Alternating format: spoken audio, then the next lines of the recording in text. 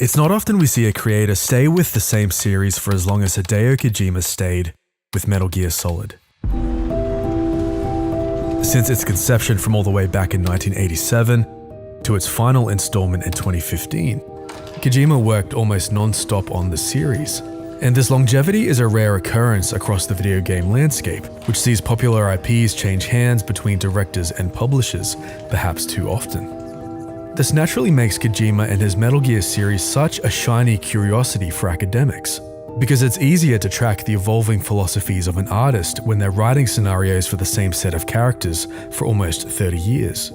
It's even easier when there is an abundance of supporting literature surrounding their creations as well, of which Metal Gear Solid most definitely has. Even after dismissing all of the art books and guides and behind-the-scenes documentaries, there is still a wealth of peculiar supporting literature, mostly in Japanese, that accompanies each installment. It's clear that Kojima's love for movie culture extended to behind-the-scenes content as well, as each game saw the release of fully published scripts in the forms of scenario books filled with director commentaries, military files documenting the research that went into Battlefield's technologies and procedures, as well as numerous written essays by both Kojima himself and other guest celebrities. But what this Japanese literature really offers is a slightly different perspective on Kojima as a creator, probably due to the absence of the usual clunky third-party translator, where he tends to become more introspective when describing his creations. In his later years, it's clear that Kojima becomes very self-aware of his darker components and how this overflows into his creative process. What comes out the other side is a science fiction series riddled with complicated characters, each boasting a set of childhood traumas that eerily mirror Kojima's, which he himself acknowledges in 2004 about the halfway point in his career. In the book titled Metal Gear Solid Naked, Kojima discusses the impact of his father's death on his storytelling. My father died when I was in the 8th grade, so I haven't gotten over my father's complex. So all the games I've finished so far have been about paternity. They're simply games about killing one's father. And when tracking this across the series, Kojima is right.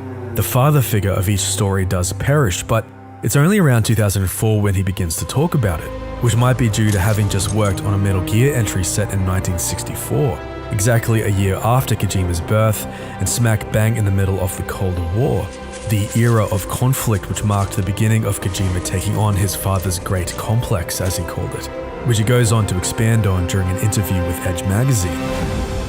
My parents were born in the 1930s and experienced the war.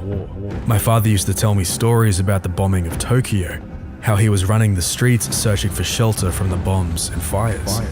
He told me he carried wounded children to safe places. His stories had a tremendous impact on me. He was too young to join the army, but he had wanted to join the Navy and fight for his country. He even carried the Navy's uniform occasionally. At the same time, he was opposed to the war. He lost a lot of friends and could see all the terror and suffering the war brought down on Japan. It was like walking a tightrope. I believe that I share this tightrope ambiguity with my father. Walking this tightrope between the disgust for war and desire for a war hero was the burden Hideo's father would pass down to his son. Hideo was 13 when his father died, leaving behind an empty void in the heart of Kojima. But this wasn't the end of the line. As we're about to discover, Kojima would attempt to fill that void with a revenge mission in an attempt to rid himself of his father's complex. And he would do this by developing an entire set of stories centered around destroying a character who shared his father's same cursed belief system, Big Boss. In the first Metal Gear in 1987, the character of Big Boss was the commander-in-chief of the entire operation, providing guidance to the new rookie operative, Solid Snake, whose mission it was to infiltrate the enemy fortress and neutralize the nuclear weapon, Metal Gear. While not explained through any in-game text, Hideo described Big Boss in the user manual as a legendary war hero, having spent time serving in the Green Berets, the SAS, and the GSG-9 before eventually founding the fictional Foxhound unit. In this first story, dialogue was thin, with only a few lines devoted to any real character development. But this didn't lessen the impact the great twist had on the community when it was revealed that Big Boss was the big bad in the end.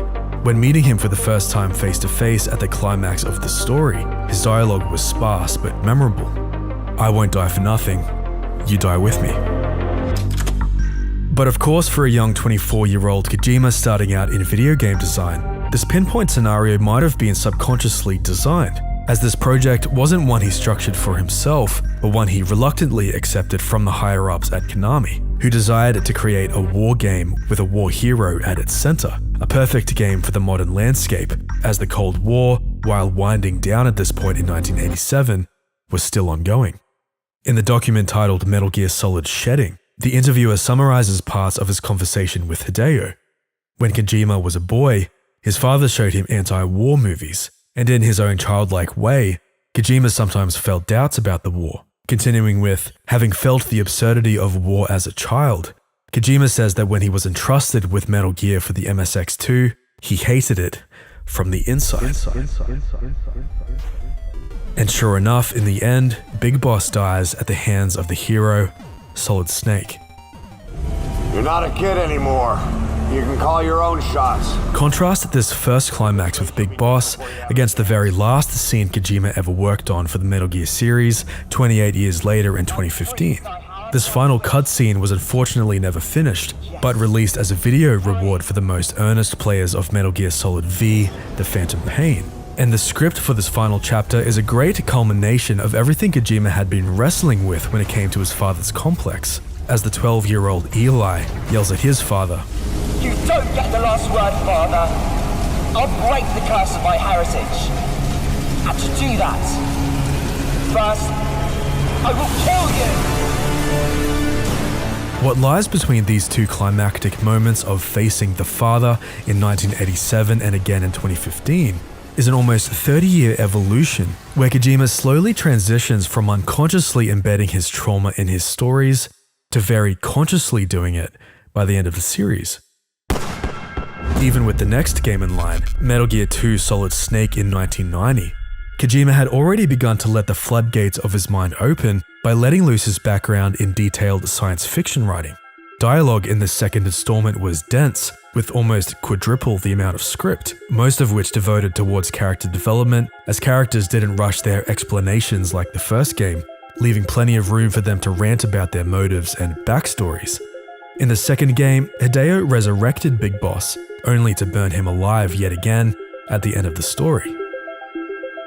But while the Big Boss of the second installment would only have a limited amount of screen time compared to the first, he was a significantly more realized character, and even more reminiscent of Kojima's father, in that while recognizing the suffering war brings, also believed in the purpose it gave to soldiers like himself. "You and me, though of rare value on the battlefield, are just useless dummies back home. We belong on the battlefield. We'll stay there until we die miserably." To Big Boss, purpose was only truly felt on the battlefield, and so at the heart of his perceived villainy was really a desire to continue the cycle of war so that he and his fellow soldiers would always have a sense of purpose. And by using the nuclear weapon Metal Gear, Big Boss sought to spread chaos across the globe, breeding even more conflict and, in turn, more purpose. The very function of Big Boss's fortresses were designed to be a nation for soldiers, a haven harboring the war spirit. But curiously, at the same time as all of this, Kojima also began imbuing Big Boss with his father's kindness component, found in his backstory from when he rescued children in the midst of war.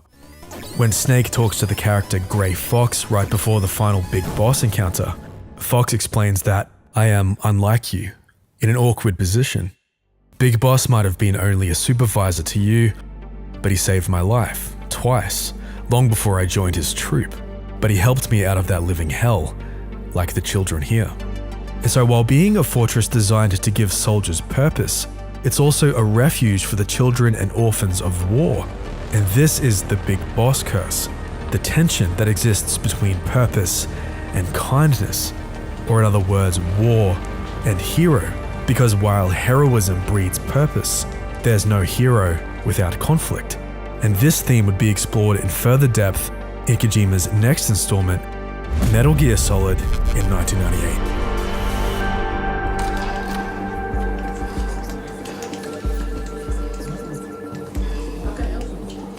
In this story, Kojima really doubled down on this Big Boss curse, as he wrote characters that sat on either side of the dichotomy.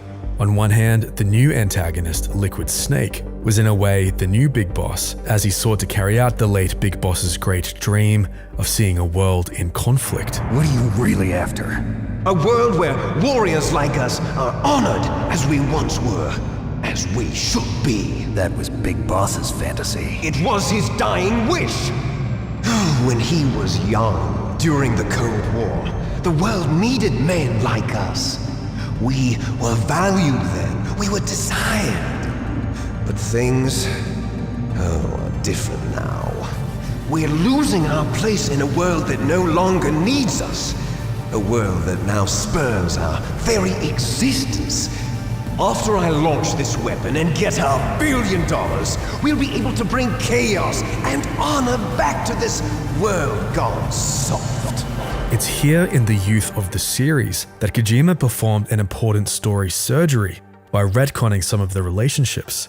While Big Boss had taken the role of the figurative parent in Metal Gear 1 in guiding Snake through his challenges, Kojima made Big Boss Snake's literal parent in Metal Gear Solid. Big Boss. Towards the end of the story, Snake learns that he, alongside Liquid Snake, are the clones of Big Boss. Having been part of a genetic experiment, the US military performed with the purpose of using Big Boss's DNA to generate a series of super soldiers. They are the Twin Snakes. So that's why you're so obsessed with Big Boss. Some warped kind of love. Love? It's hate! He always told me I was inferior, and now I'll have my revenge! You should understand me, brother. You killed our father with your own hands! You stole my chance for revenge! Now I'll finish the work that father began. I will surpass him! I will destroy him! And so Liquid's goal, despite Big Boss, was to destroy his father's legacy by finally achieving what Big Boss could not: use Metal Gear to spread chaos across the globe. For Liquid, this was his destiny, passed down through his father's genes. All living things are born for the sole purpose of passing on their parents' genes. That's why I'll follow what my genes tell me. And then I'm going to go beyond, in order to break the curse of my heritage. And to do that, first, I will kill you. In the Metal Gear Solid supporting document titled Classified, Kojima explains that this exploration of fate, or rather genetic determinism, was at the heart of the story. In regards to the theme of the story, the idea is destiny implanted into our genes. Continuing with, to make the theme easy to understand, I created a story in which all the characters, including Solid Snake, Liquid Snake, and other genome soldiers, are bound by their genes, and everything is focused towards that. When looking at the Twin Snakes, we can see how Kojima placed both Liquid and Solid Snake on either side of this belief. On one hand was Liquid, who leaned into his fate, and on the other was Solid Snake, who spent the entire story wrestling with the decision to either accept his fate or to rebel against it. Or in Kojima's own words, imagine there is a child who isn't good at sports, and their parents aren't good at sports either.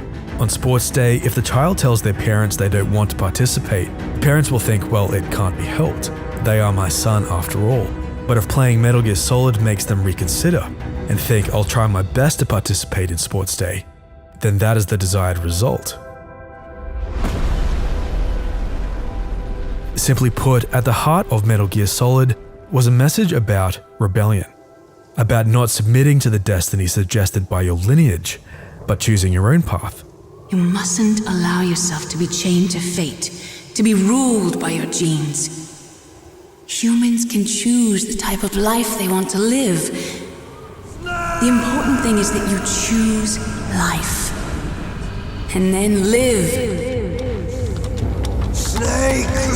And in the end, Kojima's rebellion narrative was the victor, as Solid Snake chose his own path and Liquid Snake was destroyed, and in turn, Big Boss's legacy.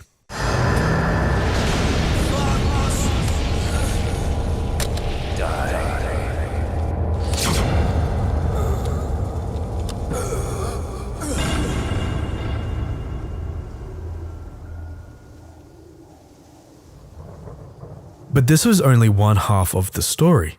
Contrasting Big Boss's legacy for war was the other side of Kojima's complex, stories about kindness.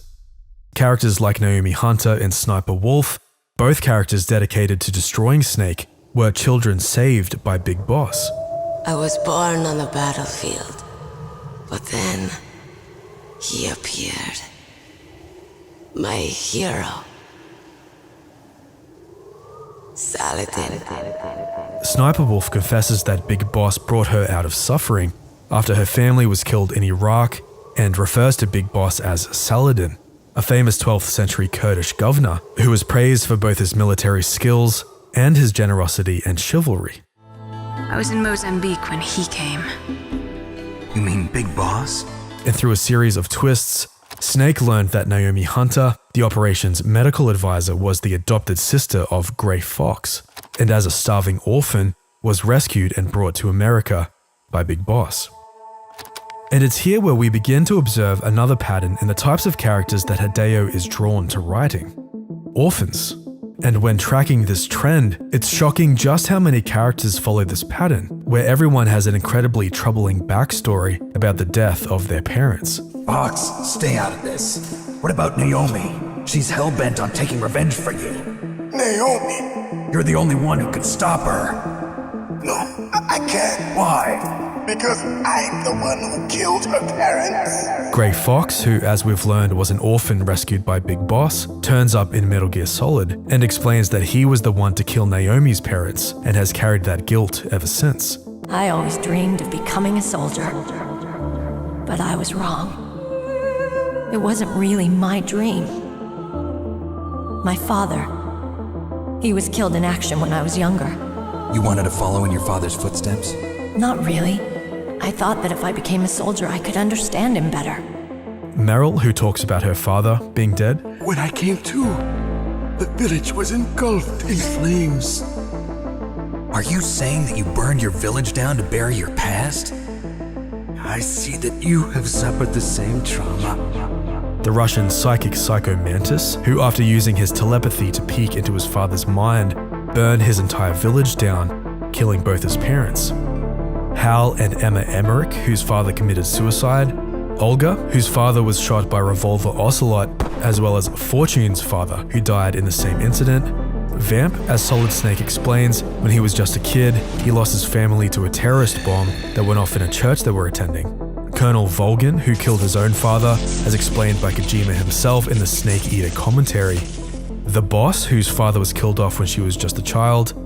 And the Beasts of Metal Gear Solid 4, who, as is revealed upon defeating them, were soldiers who had suffered PTSD caused by the death of their parents. There's undeniably a pattern here in the types of characters Hideo is drawn to writing, and there's hints scattered throughout interviews where Kojima, although still having a mother, talks about himself having no parents. 僕は親父が中2の時に亡くなりまして、で、誰に相談することもできずですね、いろんな局面で進学とか就職とかもっといろんなことある、もっと言うとその恋愛とかも含めてね、でそういう時に当然友達もいますし、先輩もいますし、学校の先生もいますし、親もいますけど。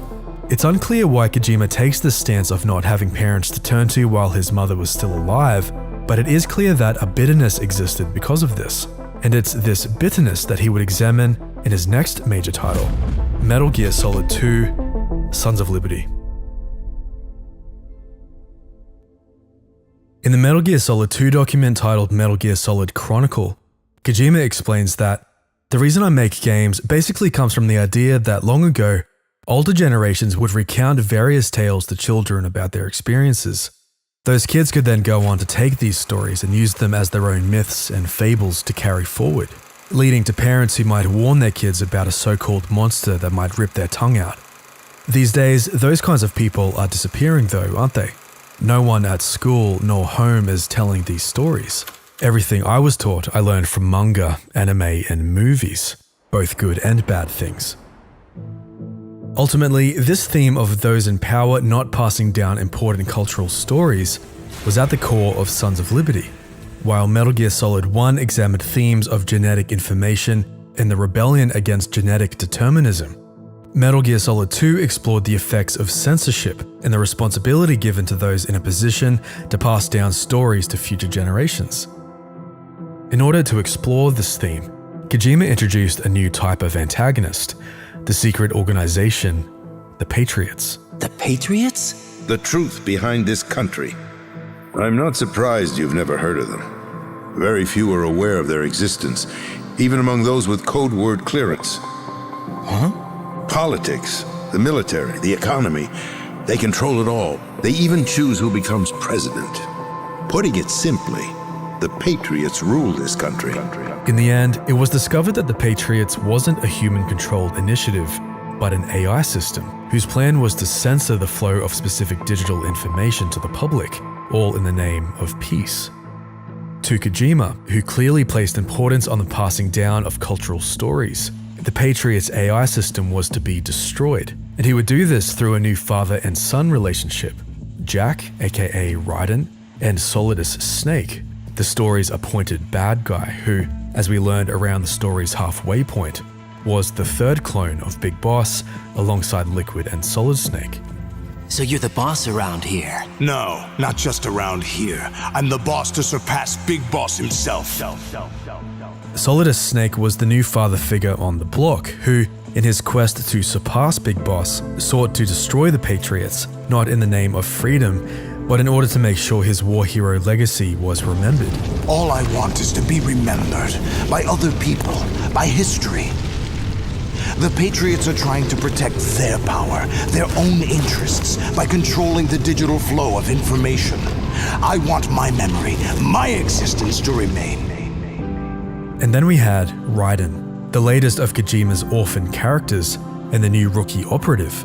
Around the halfway point, Raiden remembered that Solidus Snake was his adopted father, having rescued him after the death of his parents. On the surface, Kojima had once again embedded his father's kindness component into the father figure. But unfortunately, it's here where things begin to unravel, as the illusion of this kindness is stripped away, revealing its true face: indoctrination.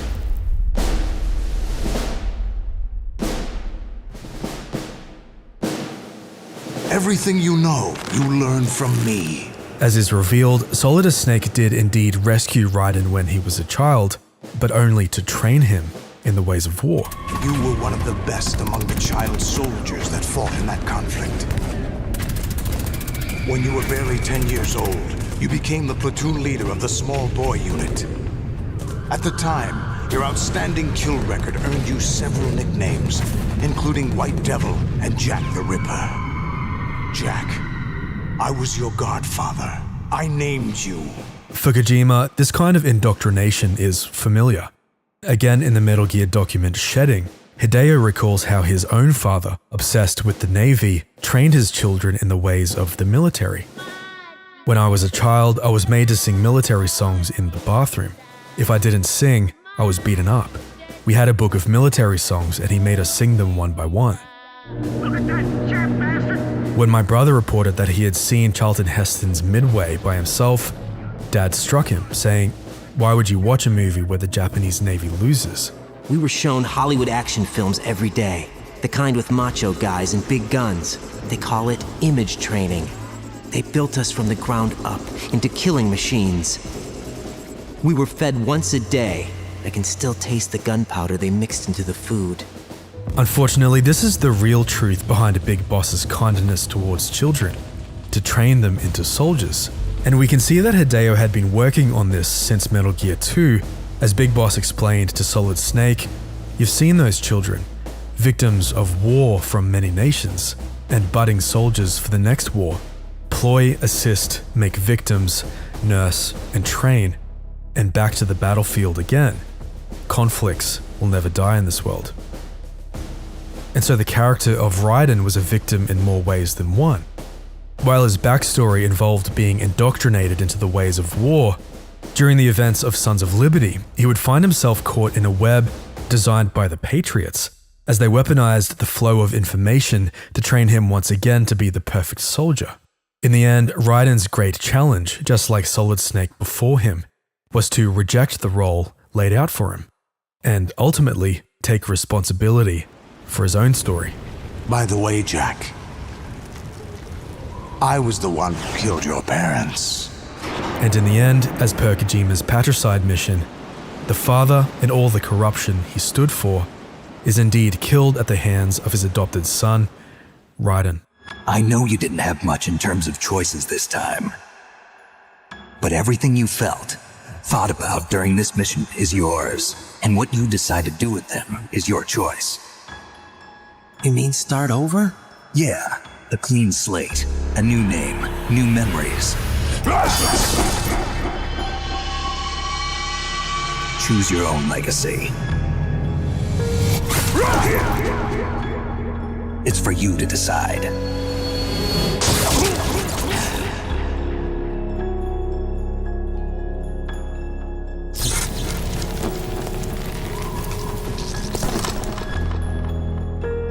At this point in Kojima's creative and reflective journey, it's clear that he wanted his protagonists to escape the cages of fate they found themselves trapped in.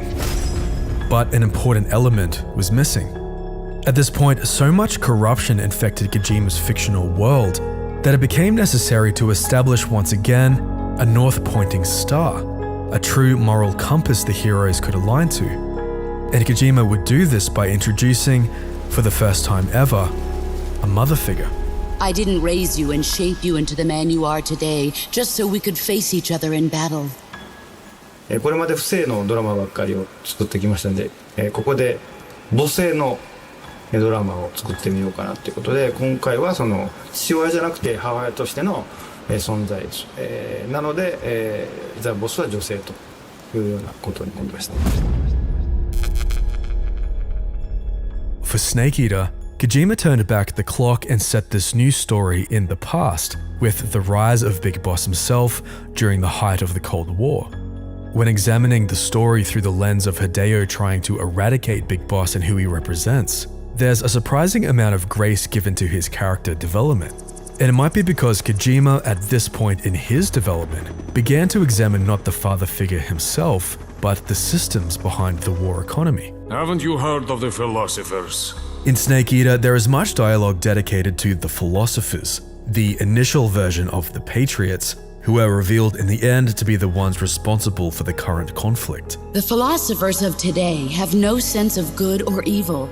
Their influence extends to countries and organizations involved in every aspect of every war. They have become war itself. But fighting all of this was the daughter of the now deceased group of men and war hero, the Boss, who sought to undo the damage done by her father. Boss, why are you doing this? Why? To make the world one again. The world used to be whole. But with the end of the Second World War, the philosophers began to fight amongst themselves, and the world was torn apart. To Kojima, the Boss was the only true hero, a character dedicated to setting the world right, free from the grip of her father's corruption and free from the grip of the system. But Kojima wouldn't stop there. In order to elevate her above everyone else, he made her an astronaut. In his own book, The Creative Gene, Kojima describes astronauts as being the heroes above any other, having witnessed the moon landing event in real time in 1969, Kojima only 6 back then. It's one small step for man. While never going into space himself, he would take this love for space travel and redirect it into the Boss. The government wanted human data, so they secretly decided to send a human being into space. I was the one they chose. In his fictional universe, the Boss was the first woman astronaut and would use this as a way to establish the Boss's personal belief system. I could see the planet as it appeared from space. That's when it finally hit me. Space exploration is nothing but another game in the power struggle between the US and the USSR. Politics, economics, the arms race, they're all just arenas for meaningless competition. A world without communism or capitalism, that is the world I wanted to see. But unfortunately, in order to embed her moral compass into the DNA of the series, she was sacrificed. killed at the hands of none other than her figurative son, Naked Snake, aka Big Boss. Both in the Metal Gear Solid book simply titled R, named for its collection of R-related themes found across the series, and in Hideo Kojima's Snake Eater commentary also found in the Extreme DVD box set. Hideo explains in relation to this final scene between Snake and the boss, I had decided on a flower field as the stage for the final battle between Snake and the boss since the very beginning, because the flower field is a place where life cycles. Plants to create the next generation, blossom flowers and seeds, then dies, and the seeds grow in the same location, and the entire thing begins again. This cycle mirrors the relationship between the boss and Snake. If we were to give an R-related theme to Metal Gear Solid 3, it would perhaps be renewal, as both Kojima and his characters began to use these new seeds planted by the boss to start again and grow. But the scene of a flower field wouldn't be the last time Hideo would use nature as an important story-building motif.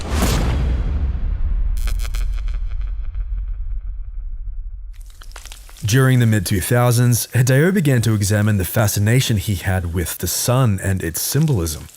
In 2003, right before the release of Snake Eater, he released another game on Game Boy Advance called In Boktai, we saw a lot of similar themes to Metal Gear Solid, and Hideo himself opens up about also embedding some of his father in the game as well. The story itself is quite heavy. I mean, the hero wears a crimson scarf that's been dyed in the blood of his old man. Continuing with, nowadays, I think people are forgetting the sun. It's not on our minds. When I was a kid, we had the Tower of the Sun, Teru Okamoto's famous art sculpture. Then there was Shintaro Ishihara's book, Season of the Sun, and also the movie Purple Noon. My generation was awash in sun imagery. I remember the sun being so flat. And this fascination with the sun would be a major motif in Metal Gear Solid 4, as each chapter would combine the word sun with one of the codenames of Big Boss's clones. It's time you let her go outside. But the sun in Metal Gear Solid 4 wasn't just used for its name alone, but what it represents. Being outside. Outside. At this point in Hideo's creative and personal journey, he begins to acknowledge not just the feelings he felt of being trapped with his earlier explorations of genetic determinism and cultural stories, but the design of the cage itself. Hideo, much like Solid Snake, was trapped inside a cage of his father's making, always battling to get outside. He hated it from the inside. Trapped inside the same cage. In Metal Gear Solid 4, Kojima explored what it would truly take to get outside the cage, and he did this by introducing a unique child character into his universe. Sonny, we'll eat them later, okay? Uncoincidentally named Sonny, the latest orphan character being raised by Otacon and Solid Snake himself. Sonny, being the daughter of the late Olga, who was an orphan herself, is a child who has never known life outside the cage of war. Like Kojima himself, their home is in the computer. She can only see the outside from the inside.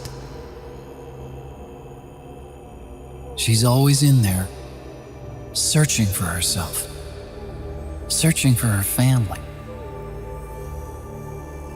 She's trying to find out who she is and where she's going. For Kojima, it was time to get out. It was time to finally put this war and this revenge mission behind him. And he attempted to do this by designing a scenario where the only way to get outside was to destroy the system from the only vantage point available to him, the inside. Follow me.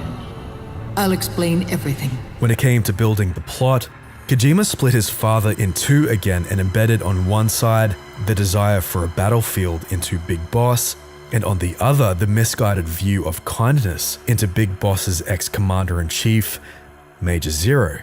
Zero. The founder of the Patriots. Both these characters, who had been inspired by the boss's dream, of seeing a unified world, set off to achieve this goal, but they both misinterpreted her will. While Big Boss attempted to unite the world by covering the Earth in conflict, Zero sought unity through the suppression of emotion and the censorship of information, as it's revealed that he himself was the one behind the Patriots' AI system. Zero's goal was to achieve a unity of thought and awareness. He believed that was what the boss wanted. He was obsessed with controlling awareness on the inside from the outside. And this was the conflict at hand. With Big Boss seemingly dead, Major Zero's oppression through the Patriots' AI system had increased, controlling soldiers and keeping the war economy thriving. Good luck finding a way to access the Patriots' AIs from the outside. It's absolutely impossible. No chance in hell. Like I said, there's no breaking into those AIs from the outside. That's why we need to destroy GW from the inside before attacking Haven itself.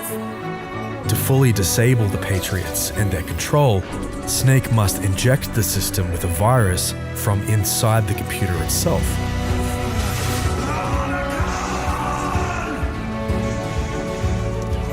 We did it!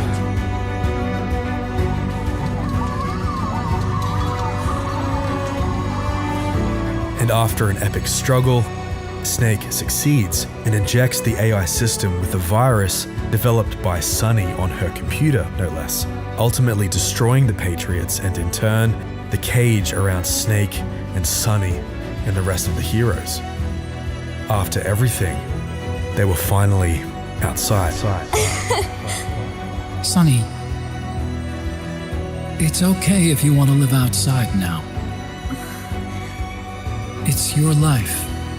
There are other havens out there. The sun looks so pretty. Sunny.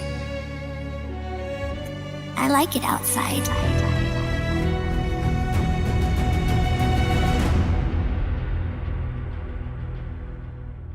No need for you to go just yet. But even with this cathartic finale, Kojima wasn't done. Right at the end of the story, Kojima brings back Big Boss for one final conversation with Snake. Let it go, my son. This time, Solid Snake wouldn't kill Big Boss directly, but indirectly, as Snake's biological virus he had been carrying all this time would affect Big Boss, deteriorating him down to nothing. Snake would still kill the boss. You erased me 2 times before. Today will mark the 3rd. But in an act of grace, Kojima appeared to redeem Big Boss himself, giving him dialogue where he acknowledged that he was wrong to try and change the world through war. Boss, you were right. It's not about changing the world. It's about doing our best to leave the world the way it is. It's about respecting the will of others and believing in your own.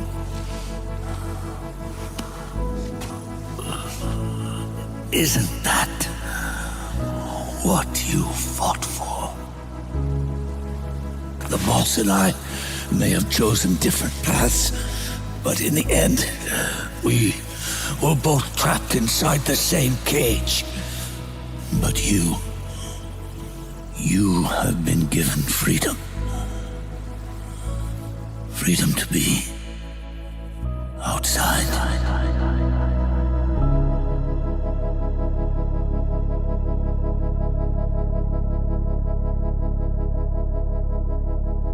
After Big Boss's true and final death, Kojima makes sure his motif of finally being outside the cage isn't misunderstood by writing a conversation between Snake and Otacon that acknowledged this very thing. You said it yourself, Snake. There's nothing inside you can pass on to the next generation. No genes, no memes. You're man-made. You're a beast. I know. A blue rose. There won't be any happy Beauty and the Beast ending for me. What little time I have left will be spent living as a beast. A shadow of the inside, of the old age. Exactly. Continuing the R pattern here, there's no question that Metal Gear Solid 4 is about redemption, where all the characters, including Kojima himself, finally break free from their cages and begin anew. Come quick! They're ready! They look yummy! Sort of like the sun. It's rising again. Of course, I am talking about Hideo Kojima, the creator of Metal Gear Solid and tonight's industry icon. But this begs the question. If this is the story that sees himself and Solid Snake finally break free, what then is left for Kojima to explore? What then is Metal Gear Solid V, The Phantom Pain, Kojima's final installment, all about? Why are we still here? Why are we still here? Just to suffer. Every night, I can feel my leg, my arm, even my fingers. The body I've lost. The comrades I've lost. Stop hurting. It's like they're all still there. In interviews, Kojima acknowledges that the theme of Metal Gear Solid V Phantom Pain is revenge, and it certainly seems that way after Big Boss's first mother base was destroyed in the prologue, Ground Zeroes, leaving a lot of the main characters disabled. For this revenge narrative, Kojima called upon his love for novels, and named his protagonists Ahab and Ishmael, characters from the classic revenge story Moby Dick. You can call me Ishmael. With Ahab's whaling ship, Pequod, also making an appearance. This is Pequod, on station at LZ. In MGS-V, Kojima once again looked backwards and set the story during the Cold War in 1984 and the continued rise of Big Boss himself. Here, everything you'd come to expect from Big Boss as a character was present. The desire for purpose, developing a safe haven for soldiers, rescuing orphans of war but only to indoctrinate them into the ways of the soldier. What you thinking, boss? I'm thinking that he's tougher than he looks. With a little training, he'll make himself useful. George Orwell's 1984 and its messaging about societal control was present in MGS-V as well, with Big Boss is watching you posters popping up at certain points in the story. And William Golding's Lord of the Flies, a story about mob mentality and the loss of innocence, is also called upon to build the mythology surrounding the character of 12-year-old Eli, who was guessed early on to be the young Liquid Snake.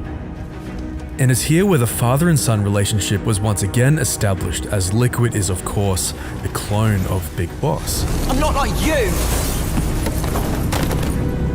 Goodbye, father. I don't need you anymore. But while all these classic Metal Gear elements were present, something was different.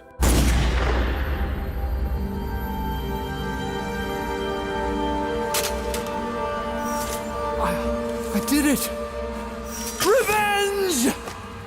The supposed revenge narrative didn't feel convincing, leaving a large chunk of the community wondering if something else was afoot.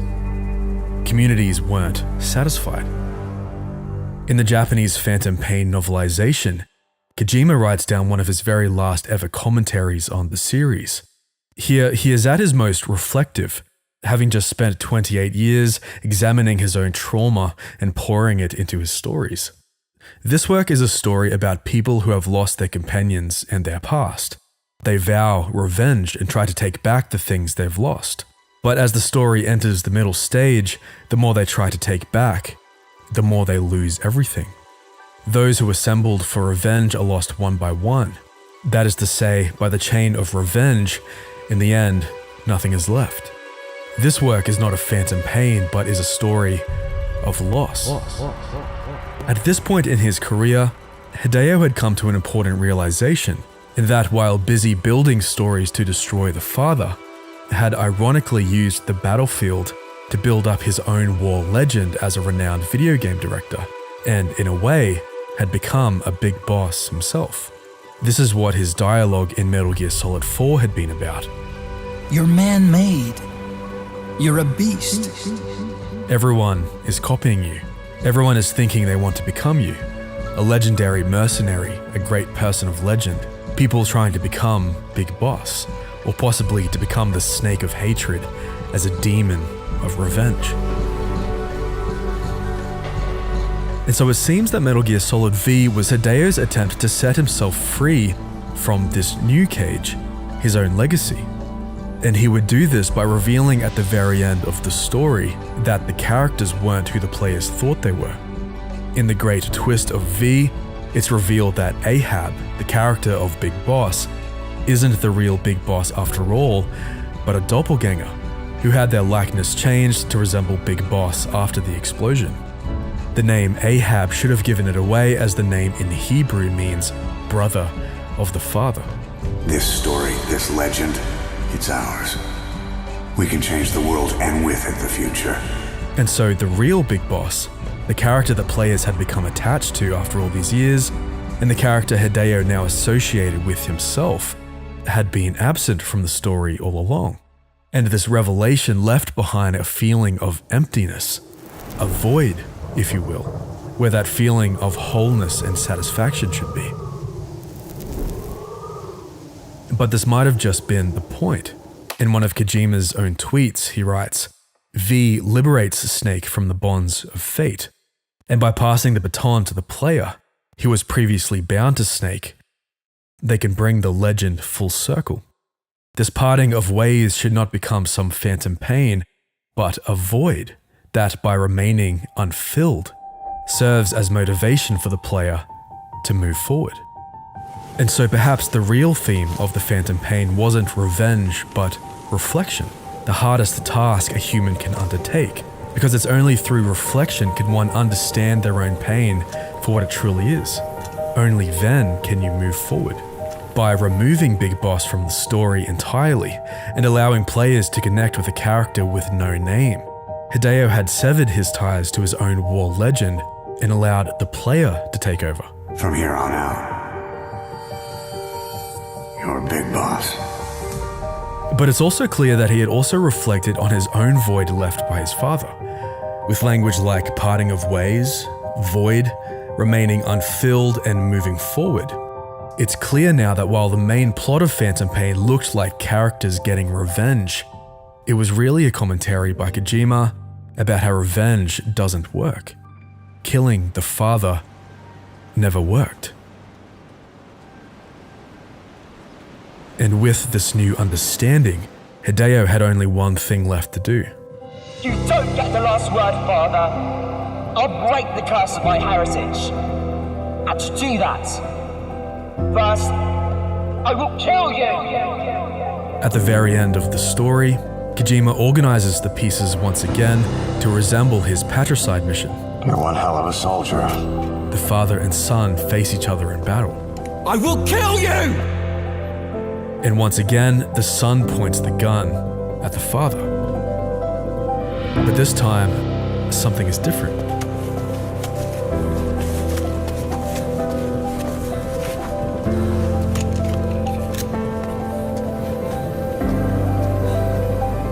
After 28 years, the son doesn't kill the father.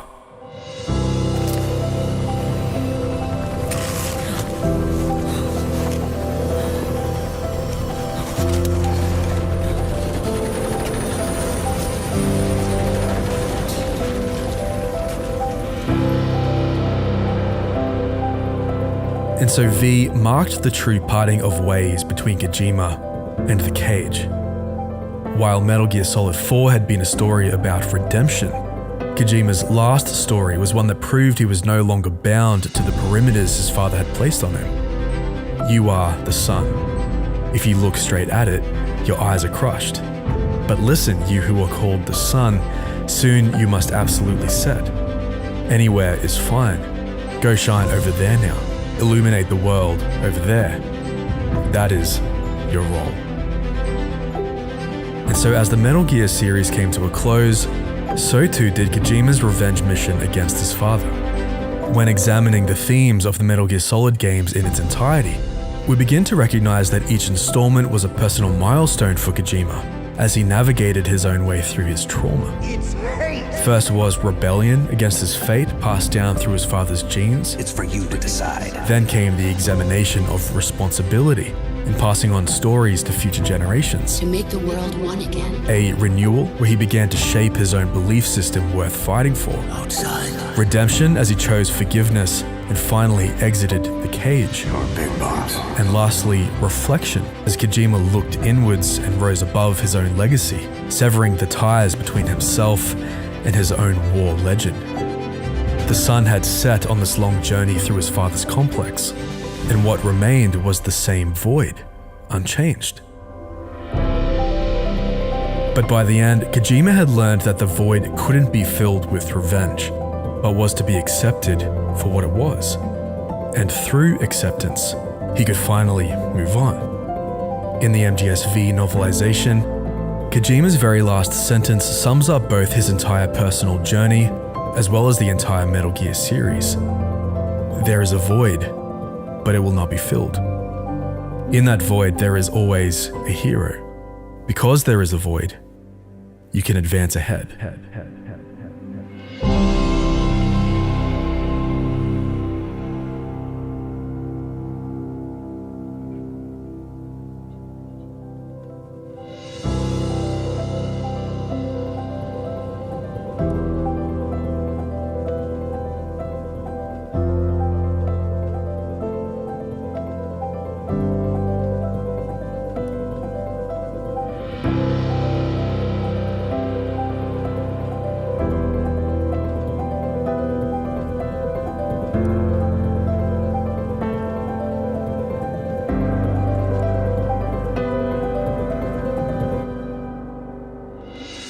Hi everybody, and thank you so much for watching this episode on Metal Gear Solid. My name is Jarvan Sterrett and I go by the name Good Blood on YouTube and the internets. One of my great joys is bringing together so many different filmmaking disciplines when it comes to art and animation and cinematography. So creating an episode like this where I can bring all these things together is a real joy for me, and to be able to write it and research it. I'll be doing a director's commentary on Patreon as well, which I think might be interesting for those who are fascinated by behind the scenes content and how I went about researching and creating this piece. So thanks again for watching, and I'll see you in the next one.